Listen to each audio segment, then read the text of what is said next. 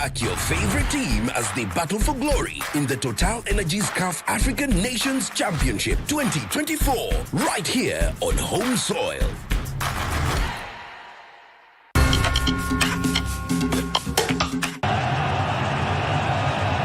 Ryan Ogam, his goal separates the sides. Bushiri, great little run, thought about the shot, pulled it back twice, and then freed up a little bit of space for himself. Ogam, Bushiri spotted it, picked out his man. The 27,000 tickets were limited to security concerns in the last couple of matches. Ryan Ogam, reliving that moment in which he delivered again, this time for his country, as he did against Morocco. Mimi hutumia mbolea inayoitwa Elgon Dhabiti DAP kwa upanzi wa mimea yenye afya bora. Halafu natumia mbolea ya Dhabiti CAN ama Dhabiti Urea kwa ukuaji wa mimea bora. Hii imenisaidia kupata mavuno mengi nikilinganisha na siku za hapo mbeleni. Mbolea ya Elgon Dhabiti inapatikana kwa viwango vya kilo 10, 25 na kilo 50 kote nchini. Elgon Kenya Limited.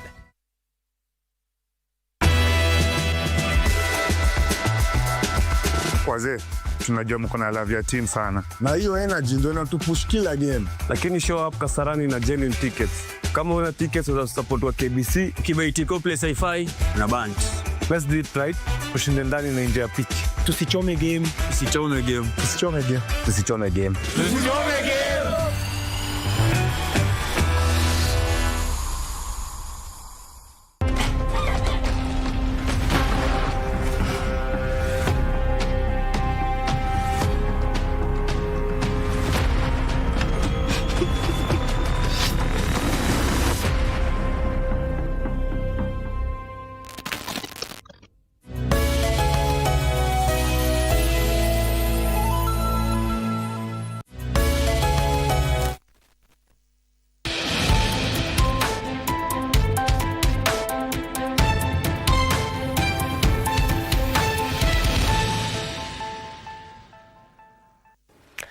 Welcome back here on Lunchtime News. We continue to inform you into some health matters now, where health stakeholders are calling for urgent action to curb rising maternal deaths attributed to postpartum hemorrhage, that is PPH.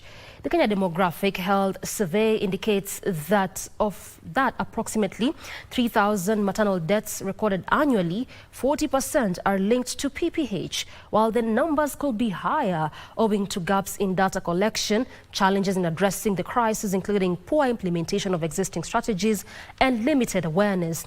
The sentiments emerged at the 5th Postpartum Hemorrhage Stakeholders Forum in Nairobi, where Run for Her campaign was launched and slotted for 28 September in Nairobi.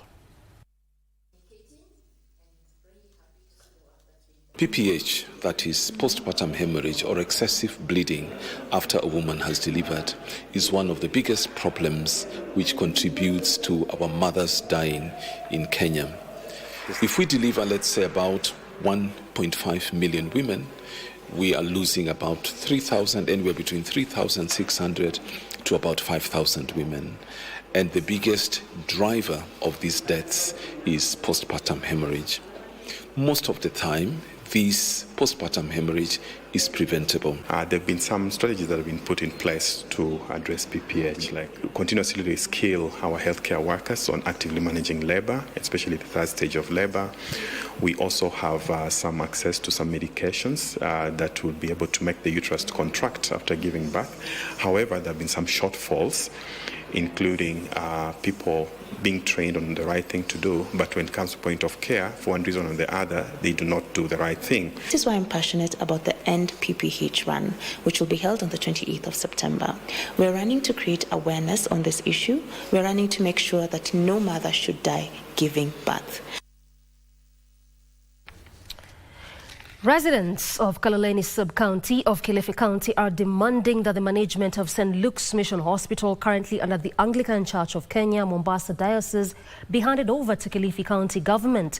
Led by Kaloleni Community Chairperson Kenneth Nyule, the residents who held a peaceful procession outside the hospital claimed that the hospital lease of 35 years and 11 months had lapsed in 2003, accusing the church of using illegal means to renew the lease.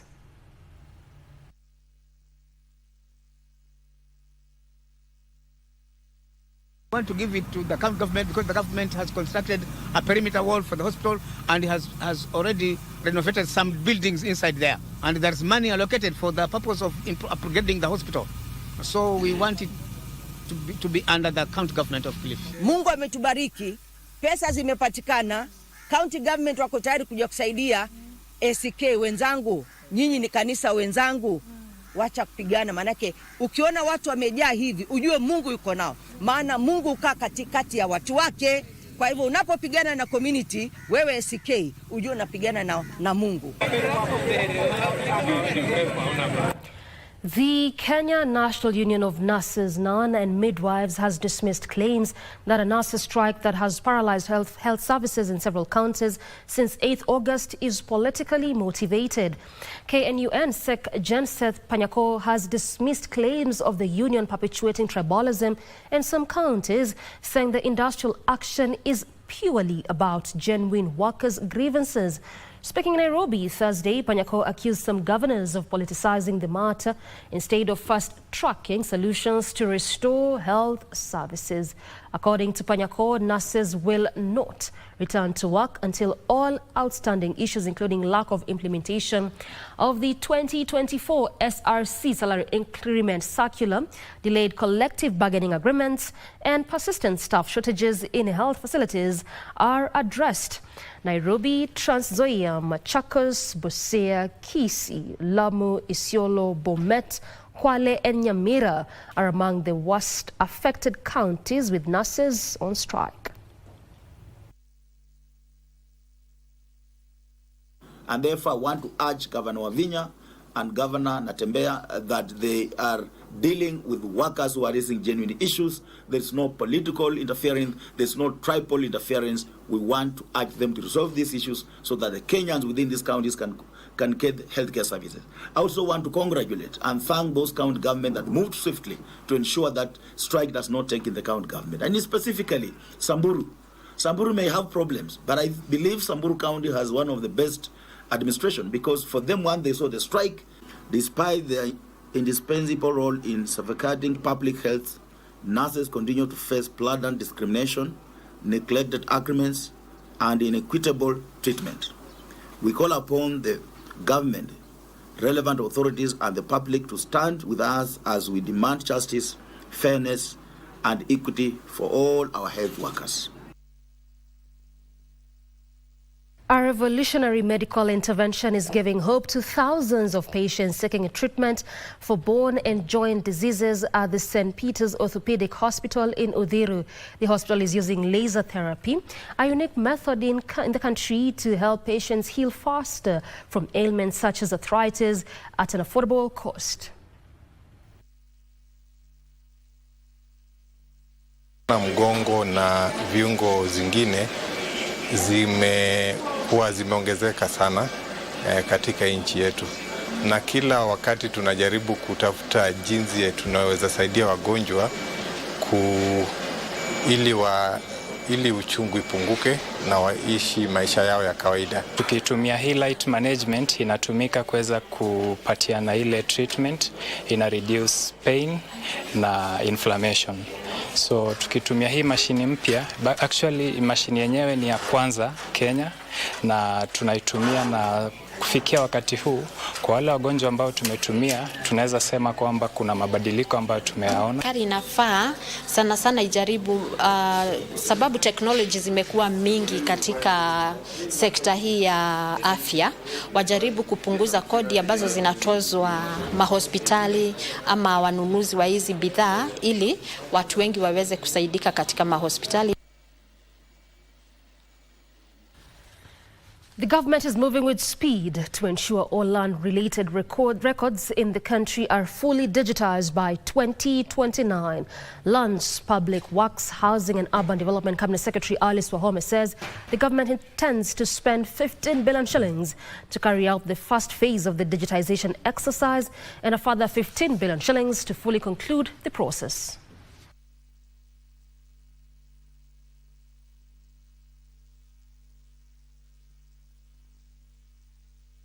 Digitization process will be one of those critical tools or technology that will help us clear with fraud, give us efficient service delivery, ensure that security of our records is also guaranteed, or at least we can maybe to a great extent be able to tell Kenyans that your records are secure. You know, we have been working on manual records. Once you carry a file and go with it, then you can create another file. And that has happened quite a lot. With the digitization, I expect that Kenyans will be able to access their records, and they will be the ones giving permission and authority for their records to be accessed. The government, through the Ministry of Irrigation, aims to expand irrigation by thousands of hectares in a bid to achieve national food self-sufficiency.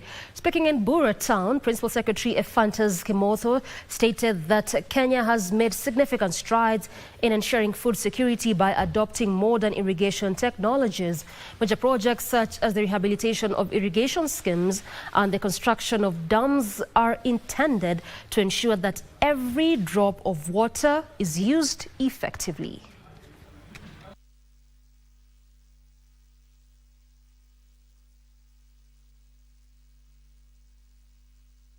Kama State Department of Irrigation to make sure kwamba maji inaenda by gravity, ndio posa to reduce ile cost ya operation and maintenance. Kitu jambo la pili, imekuwa kuangalia kwamba project zote za irrigation either zile zilikuwa zinafanywa na pumping inafanywa through solar, ndipoza pia cost of operation and maintenance iende chini. Lakini kifikia new technology irrigation, ndio posa unaona tuna encourage investors wakuje. Investors wanakuja na those new technology which are helping in saving of water. Wanakuja pia na hii technology ya mechanization which is also helping in efficiency and also increasing our yield and also reducing the farm input. A new report by the Elimu Bora Working Group revealed that over 90% of parents are being charged illegal school fees, with some paying up to 25,000 shillings in public schools, despite constitutional guarantees of free basic education. The Elimu Bora Working Group National Survey, which covered all the 47 counties, also revealed existing widespread corruption and underfunding that the survey says threatens to collapse the country's public education system.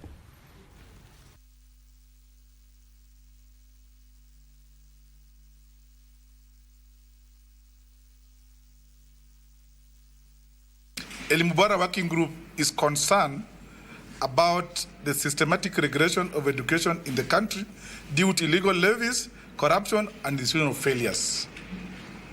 These have transformed our education system into a profit-making venture for unscrupulous individuals who are denying children their basic rights. County education directors must immediately prosecute head teachers charging illegal fees and conduct comprehensive lifestyle audits of corrupt school administrators. TSC complicit in graft. The Teacher Service Commission has become complicit in this corruption by actively protecting head teachers who steal capitation funds, charging illegal fees, operate without proper documentation, and endanger the lives of children. ECD, I mean, the very at the grassroots, at the very lowest level, the governance should deal with that. But then the issue normally that is a problem is having policies that set standards, that should set minimum standards that should be followed all over. The Suna community in Migori County has reached a consensus to relocate Migori Teachers Training College to a new 30-acre site in Suna East. This move clears the path for the expansion of Rongo University College, Migori campus, which will take over the current premises of the Teachers College. The resolution was reached during a highly attended public participation and stakeholders forum held in Suna West. Led by the area member of Parliament, Peter Masara, the meeting brought together residents, community leaders and education stakeholders from across the wider Suna region, all of whom voiced strong support for the proposal as a step towards boosting access to higher education in the county.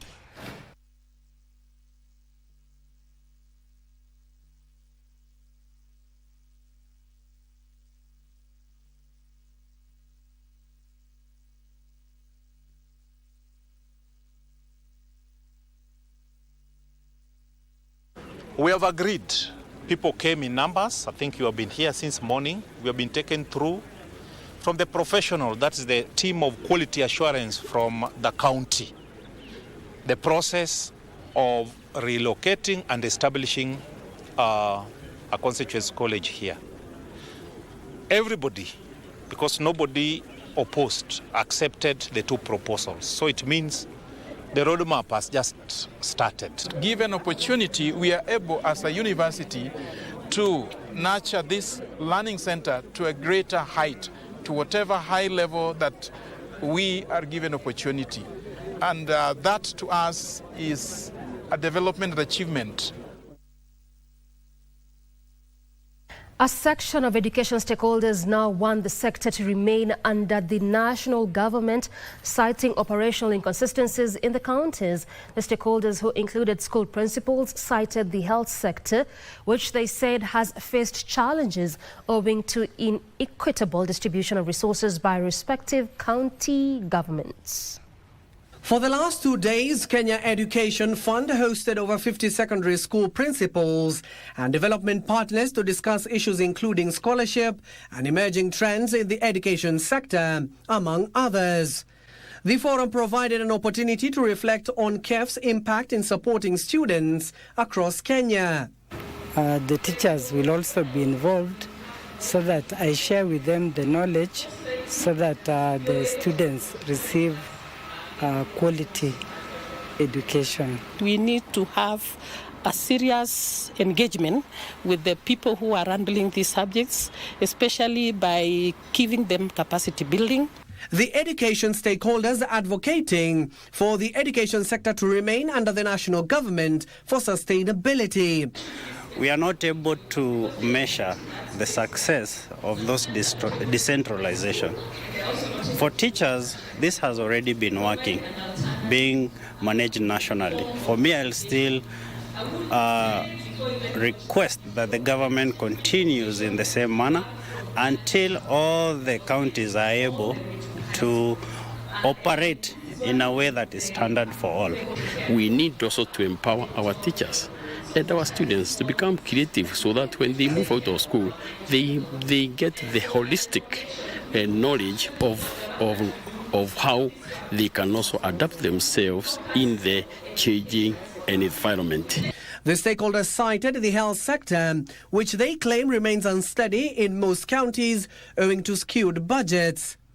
Kenya Education Fund Country Director Francis Nganga pledged to continue empowering the education sector leadership that will also translate to better service to learners. We don't want to hear one county is striking because they've not been paid, another county is succeeding because their governor is well informed and doing very well. We don't want those disparities. We want at least the quality to be seen. It's better when it's nationally controlled. That story takes us on another break. Still more coming your way after this break. Stay put.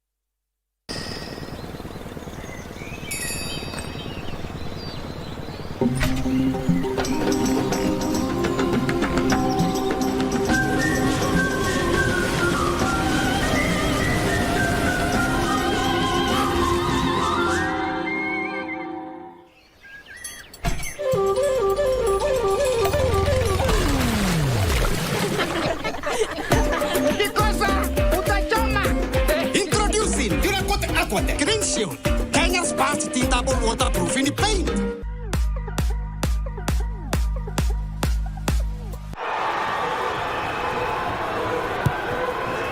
Well, Morocco then rally to increase the lead here. The celebration was cut short. Morocco hastened the pace a bit, getting the ball out to the right flank. And Youssef Berry brings in the cross, and a confident, a definite header from Osama Lamloui puts the Moroccans 2 goals up.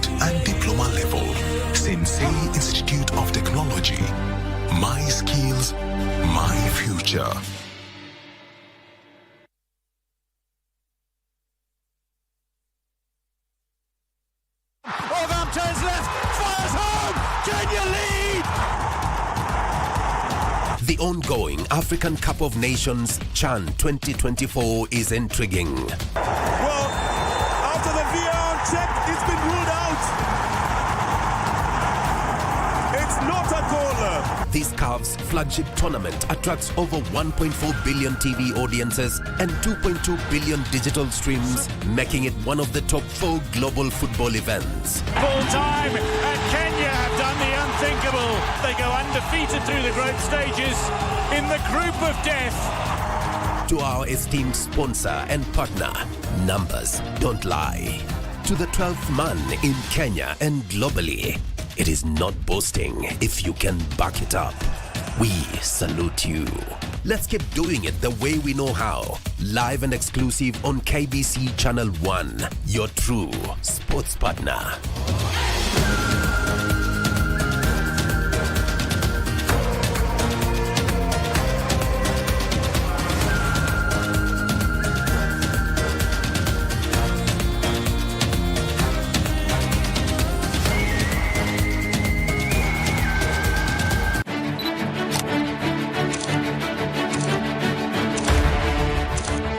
Habari muhimu ni zile zinazoathiri maisha yako, na zinapojiri tuko hapo. Tunakuletea habari zinazojiri nchini na kimataifa. Hakuna kabila ambayo iko hapa Kenya kwa malipo ya mwingine. Mambo ya matibabu isiwe starehe ya watu wa dosi. Tunakufahamisha kila wakati ili uwe tayari kwa yajayo. We will also be designating the cartels as foreign terrorist organizations. Katika ulimwengu unaosonga kwa kasi, usahihi wa habari ni muhimu. The only thing that has changed, Senator Khalwale, is that you are defending the indefensible. If you allow me as a bullfighter, I'll fix him here and now, and it will be sorted out. You were doing very well until you brought out your character of bullfighting. Tunakupa habari sahihi na zisizoegemea upande wowote. Pindi tu walioteuliwa wataidhinishwa na bunge la kitaifa. Na ni hapa ndipo Darubini, kila siku ya Jumatatu na Jumanne saa 1 jioni.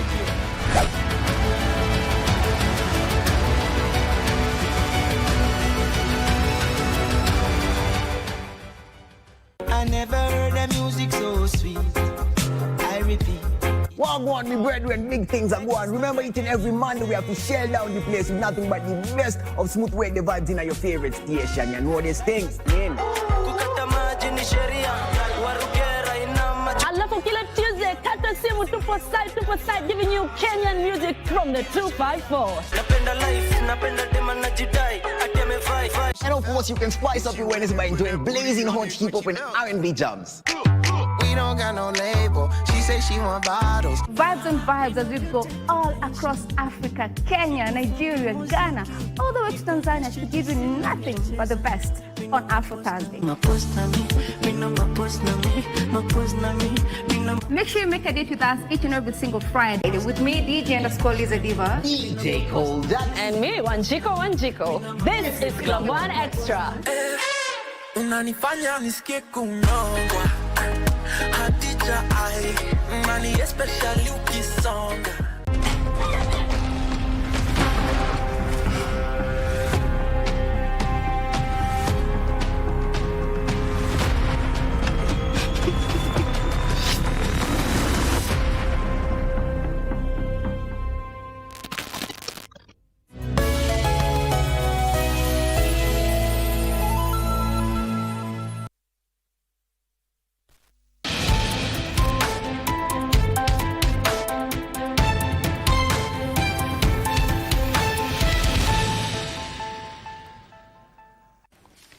Welcome back.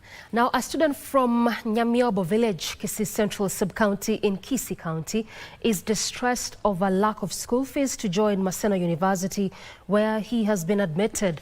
Vincent Kambona Omari, who is aspiring to pursue an arts degree in education, says he was raised by his grandmother after his parents abandoned him while still young, and his secondary education was supported by teachers of Nyataro Secondary School. Any assistance can be channeled to Vincent Kambona Omari M-Pesa account number 01173965531. Nilikuwa tu naomba wahisani wema, hata hawa viongozi wetu wa kaunti na wengine, kama mnaweza nisaidia na mimi ni join niende nikae na wengine nisome, hata nikuja kusaidia ndugu zangu wadogo. Hata kujaza hizi forms ni kibarua amefanya, mpaka ameenda kudownload barua ya kwenda university. Kwa vile na sisi tuna ugumu hapa na pale, shule haiwezi kumgharimia aende chuo kikuu. Tunaomba muhisani mwenye anaweza jitokeza amsaidie. Any assistance can definitely go a long way in assisting Vincent get that education, and that account number, M-Pesa account number again is 01173965531. Moving on, the government wants senior public service managers to cut unnecessary travel and per diem-driven activities and concentrate on delivering tangible citizen-centered services to Kenyans. Cabinet Secretary for Public Service, Human Capital Development and Special Programs, Geoffrey Ruku, says responsible use of public funds and renewed commitment to public service excellence are critical to achieving the development. He, however, acknowledged fiscal and operational constraints such as limited allocations and funding delays, but said this should not be used as excuses for poor performance. He was speaking at an induction training for senior managers in Nairobi, themed Aligning the Public Service for Accelerated Service Delivery. Very good. But jameni, hii bandia hii itatuletea shinda in our service delivery. Let's try as much as possible. We build in our workstations. We wait for what may be required for us from our seniors, from our juniors. But there is too much traveling across, not in public service, in the entire government. Of our department, but more specifically.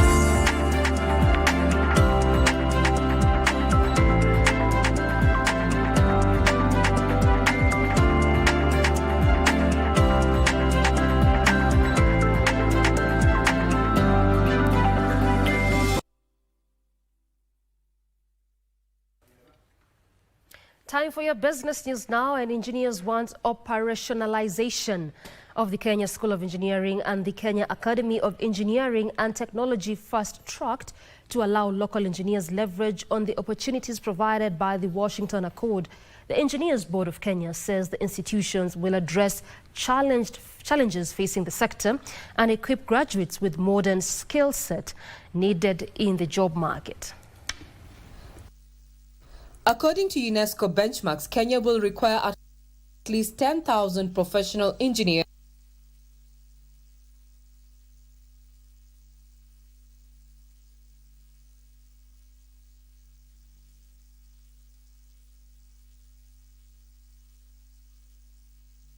Apologies for that glitch there. The moment you get the proper one, we'll be relaying that to you. And moving on, Kenya Vehicle Manufacturers has resumed the local assembly of Volkswagen vehicles. KVM General Manager Moses Abiero the resumption of operations will strengthen the local vehicle manufacturing and generate employment opportunity for the jobless youth in the country. Resumed local assembly of Touareg, Tiguan and T-Cross under Level 2 completely knocked down arrangement. KVM General Manager Moses Abiero says the resumption of the Volkswagen assembly line is a deliberate investment strategy that focuses on key strategic investment areas, including infrastructure development, multi-brand assembly to diversify mobility solutions, and the upskilling of technical and skilled workers to be able to meet the quality demands required for vehicles that serve the local market. We train our workforce and upskill their knowledge in terms of vehicle assembly so that we are able to produce vehicles that are accepted quality-wise and vehicles that can actually serve our local market. KVM says it is planning to add additional car brand in its assembly lines to tap into Kenya's and regional car market. The assembler has been encouraged to consider partnerships with key global car brands to expand its operations and generate additional job opportunities. We transfer the technology and skills to our local people so that they're able to produce vehicles that have the same quality as the vehicles that are assembled abroad.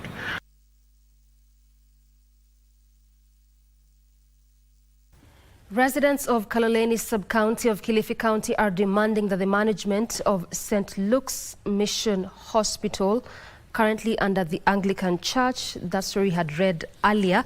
But elsewhere, the tourism sector has received a major boost after Etihad Airways' decision to triple its Nairobi flights.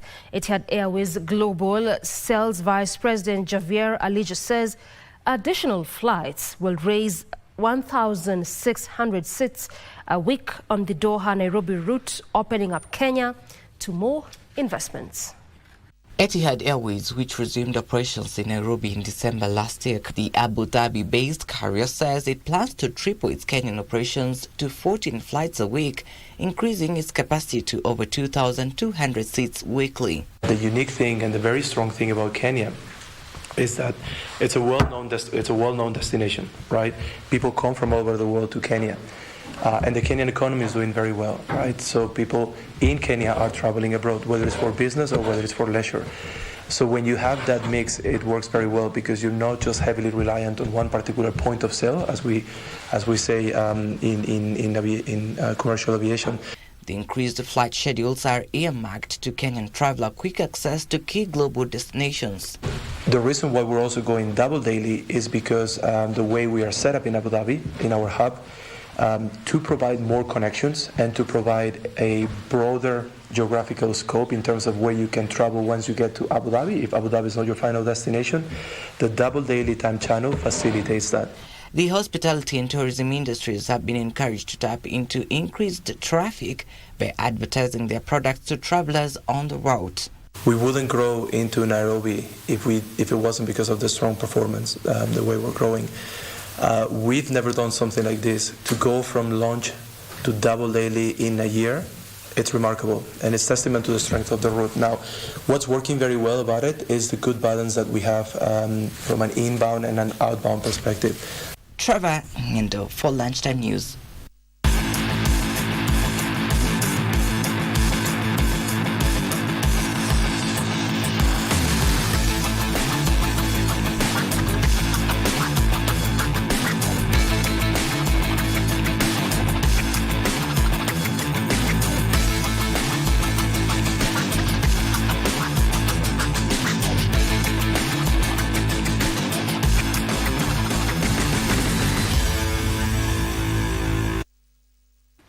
Time for the day's sports now, when Harambee Stars are set for a blockbuster quarterfinals encounter against Madagascar in the 2024 African Nation Championships. Today at the Kasarani Stadium, Stars are making their first lineup in the knockout phase of a major continental competition for the first time in 38 years after an unbeaten group campaign with 3 wins and a draw after 4 matches in Group A, amassing 10 points in the process. On the other hand, Madagascar will be aiming to repeat their 2022 historic run, where they reached the semi-finals and clinched bronze.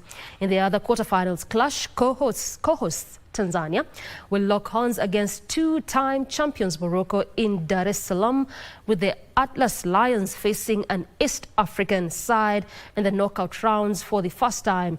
On Saturday, Uganda will face Senegal in the third quarterfinals at the Mandela National Stadium before Sudan and Algeria meet in the last quarterfinal on Saturday night at the Amani Stadium. Watch that on KBC Channel 1. It's come the way of Orgam. Orgam turns left, fires home. Kenya lead, building up to half-time, and Ryan.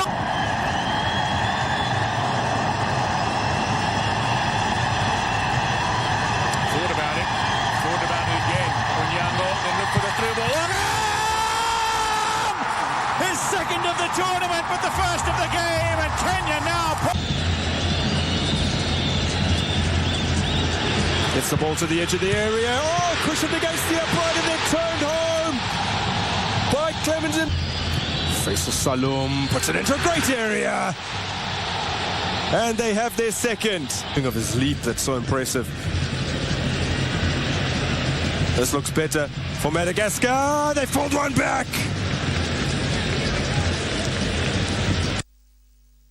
And you're really rooting for Team Harambee Stars there, who have put forth a spirited effort since when this tournament commences. We wish them the very best in this evening's match, which will be beginning 5 p.m.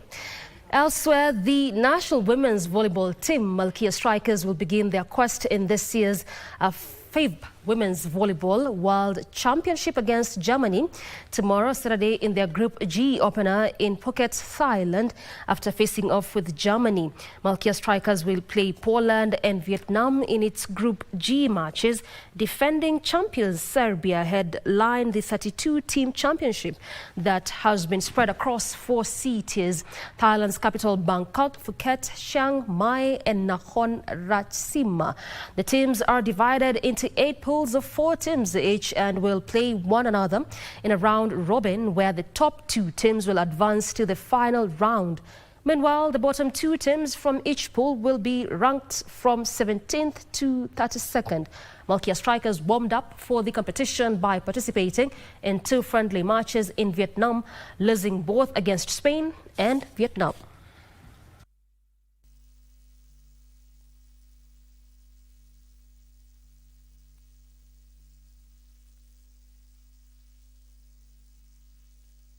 Crystal Palace made history with their first ever win in Europe as they beat Fredrikstad 1-0 in the first leg of their UEFA Conference League playoff at Selhurst Park, London. Jean-Philippe Mateta headed in Palace's goal to give them the lead early in the second half. Palace was, however, without their talisman Eberechi Eze, who is expected to join Arsenal. Supporters arrived wearing shirts with Eze 10 on the back, while many had hand-drawn signs saying thank you to a player who had brought them countless magical moments on the pitch since his arrival from QRP 5 years ago. Palace will travel to Norway next week, Thursday, for the second leg of the Conference League against Fredrikstad. In towards Will Hughes, just evasive. JP Mateta goes for goal. Going to hurl in a long one, comes in towards the edge of the 6-yard box, heading clear. Only as far as Will Hughes, who goes for goal. Tried to bend one towards that far corner. That's been deflected in, and Palace have the lead here at Selhurst Park. You can see that there's so much excitement across these players. That's all the time we had for you. Time for me to exit. But remember, if you did not get the ticket, if you do not have it, this is the place to be. KBC Channel 1 will be showing you all the matches today. Stick around for that 5 p.m., 8 p.m. I'm Doreen Arange. Byron Abuli has been our sign language interpreter. Good afternoon.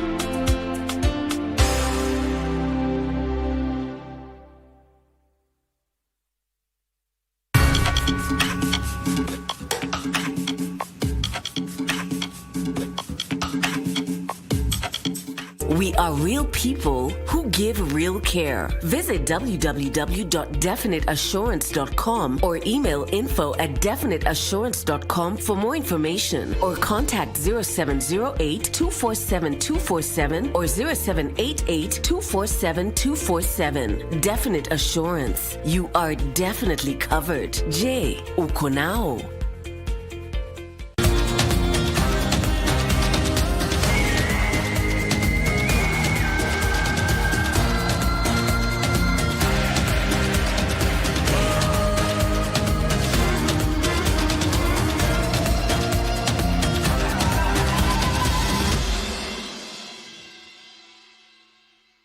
From the listed housing developments, select your preferred location and apply for a housing unit to begin your journey towards home ownership.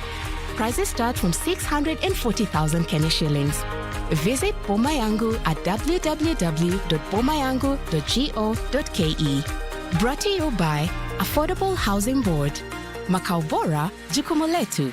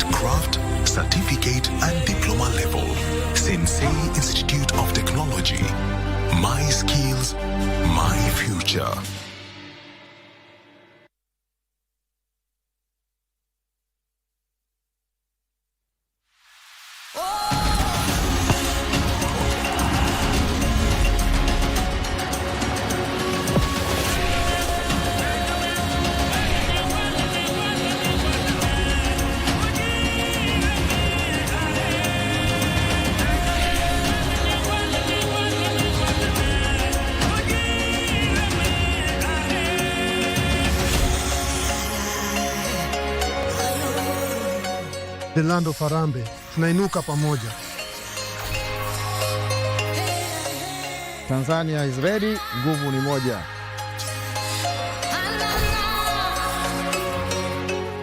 Pearl of Africa, welcome everyone.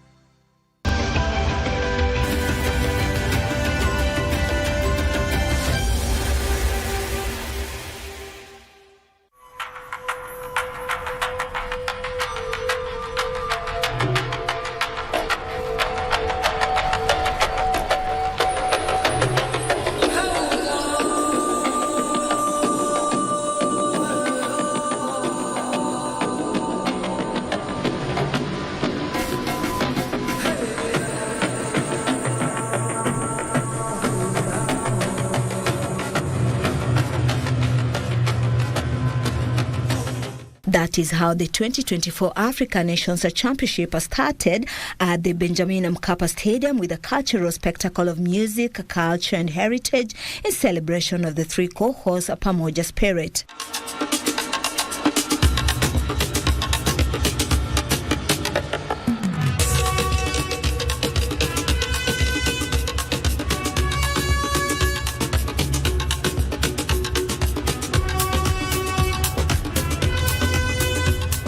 The 90 nations also took to the stage in a flag parade before the real battle kicked off in the quest for continental glory.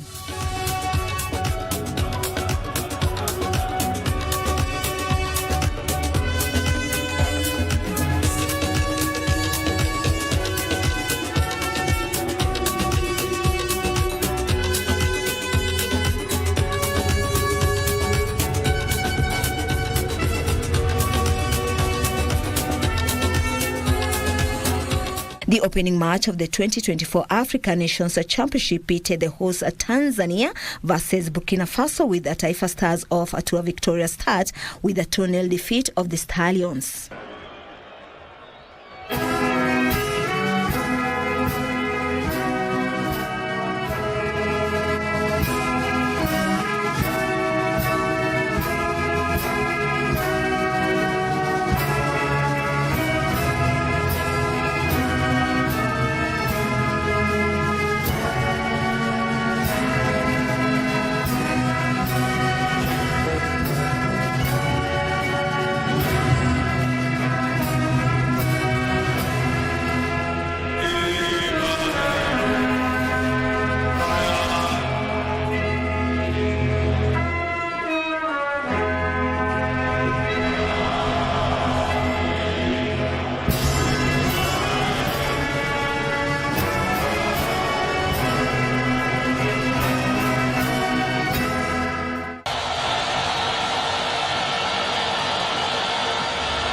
Now, there would have been an immense sense of pride felt around the stadium from all in attendance. Abdul Sopo put the cohorts ahead via penalty before Mohamed Hussein, a powerful header, ensured the perfect start to the delight of the home fans. He was right on top of the incident. Did initially see nothing wrong with it.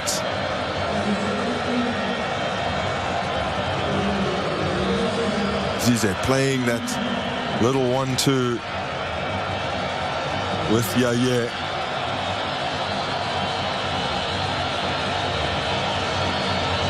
It's a difficult one to judge because it appears as though Frank Emetologo got a bit of the ball and a bit of the man.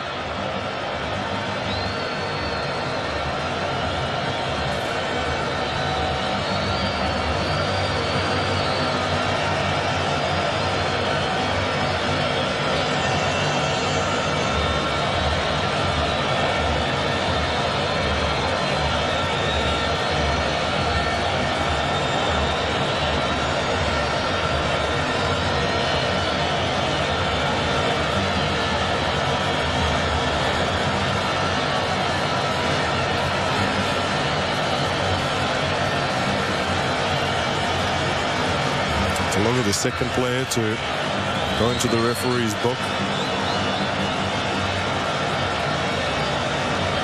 For the time being, the ball has been set. 12 yards out.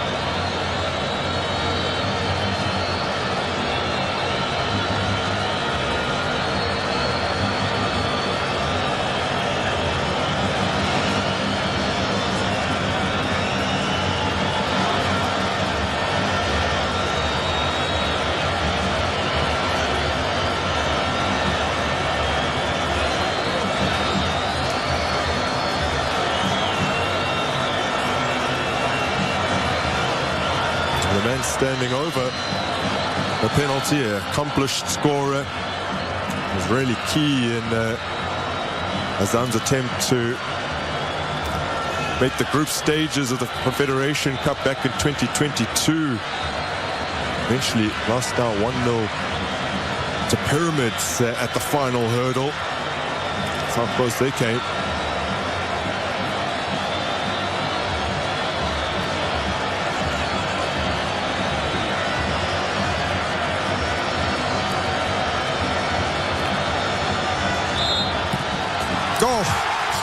beautifully. Finds the bottom corner. Sopu opens the scoring for the Taifa Stars and sends the stadium into pandemonium. Wild celebrations here as they hit the front.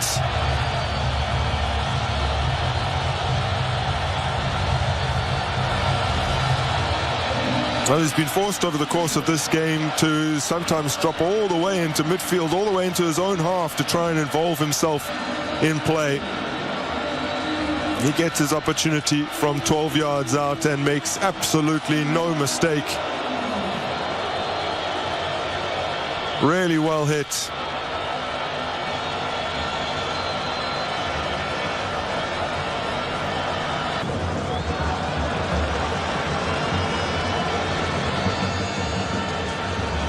Hussein. Oh, it's a lovely ball here for Nado, who plays it in and into an empty net, but the flag is up. Now, Mohamed Hussein's hard running down the flank, his tireless running over the course of this match almost earned him a goal as he made his way into the box. And, ooh, it's very close. It will be reviewed. And Hussein's goal could potentially stand here. Now, were we seeing a little bit of the inexperience of Lajisanu in that moment, should he have been coming out?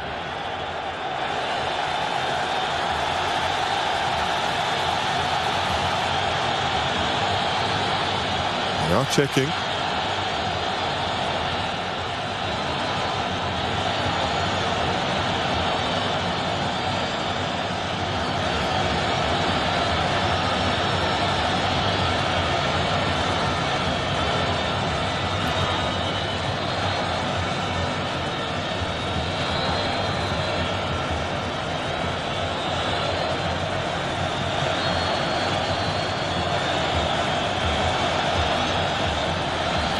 What to say?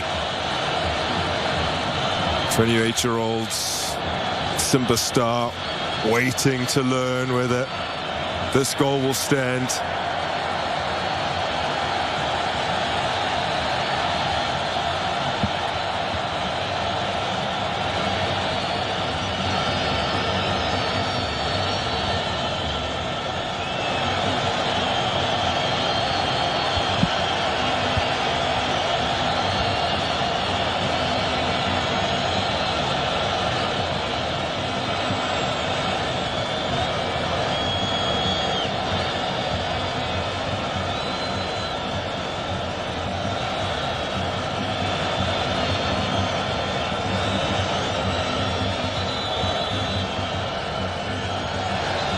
And following the VAR check, the goal stands.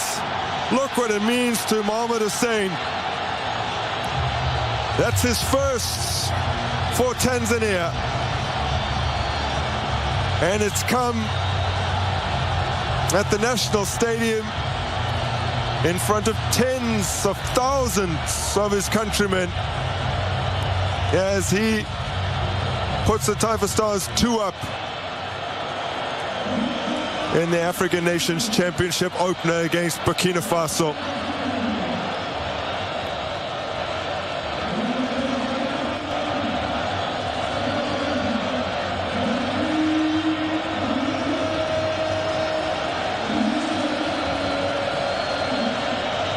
Now there's a look at the offsides call once again, and held his run brilliantly, did Idinado. Credit as well to Mohamed Hussein for finding himself in that position. The left back who has so seldom found himself in goal-scoring positions in the past, was approaching 40 international caps with the prospect of not having scored, and he does so today. Quite the sight, isn't it? The Benjamin Mkapa National Stadium in Dar es Salaam.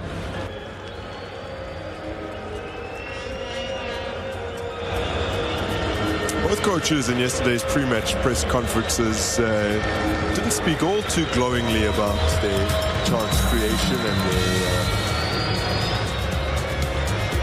their ability in front of goal. Taifa Stars of Tanzania were made to sweat by Mauritania in their second Group B match of CHAN Pamoja 2024 before they managed to secure 1-0 victory thanks to Shomari Kapombe's late strike at the Benjamin Mkapa Stadium to add their tally to 6 points.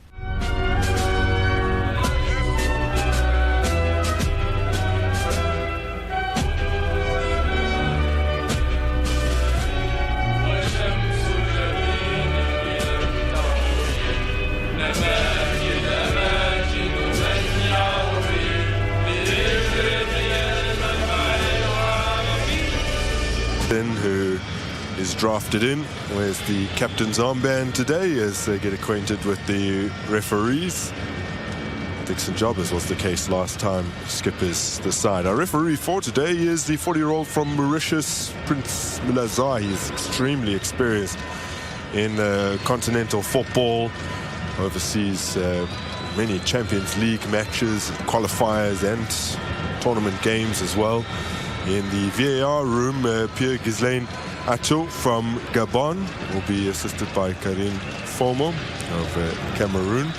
So the wait over to witness Tanzania in their second match of the tournament. A landmark occasion for them, a landmark tournament for the Taifa Stars because they are hosting for the very first time.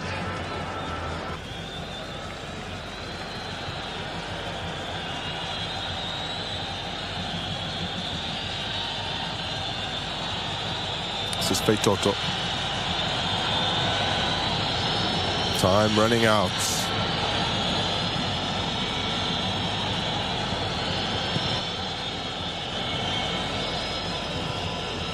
Zize. Idinado. Puts in a great ball. Oh, that should be the winner.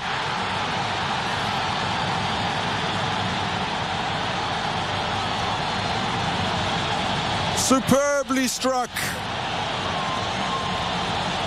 Raced up from the back. Shomari Kapombe, one of the veterans of the team.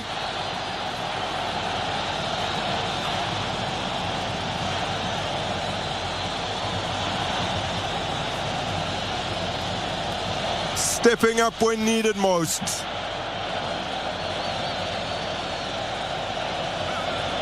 He crashed that into the back of the net.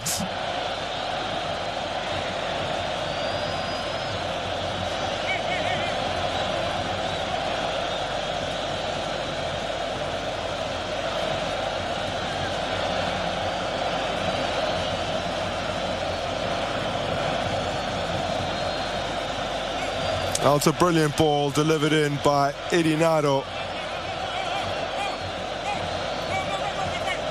Oh, the touch to cushion it into his own path, and then the finish. Slammed it past the goalkeeper. Shomari Kapombe getting forward from the back when it seemed like all hope was lost. When it seemed like it just would not be their day. When the ball would just not fall for them. He displayed the necessary quality